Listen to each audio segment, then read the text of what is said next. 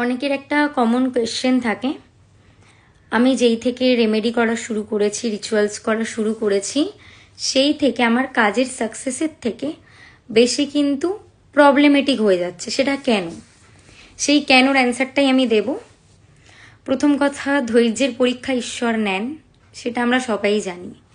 তো যখন থেকে আপনি কোনো রিচুয়াল করা শুরু করছেন,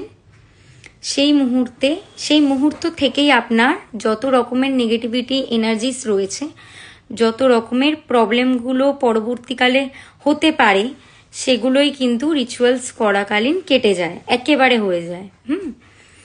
এবার যখন রিচুয়ালস করা কমপ্লিট হচ্ছে আপনার, তারপরে কিন্তু ঈশ্বর আপনাকে যথাযথ ফলটা দেবে। রিচুয়াল শুরু করলেই যে আপনি ফলটা পেয়ে যাবেন এটা কিন্তু নয়। আপনাকে সময় দিতে হবে, ধৈর্য রাখতে হবে, ভগবানের প্রতি বিশ্বাস রাখতে হবে।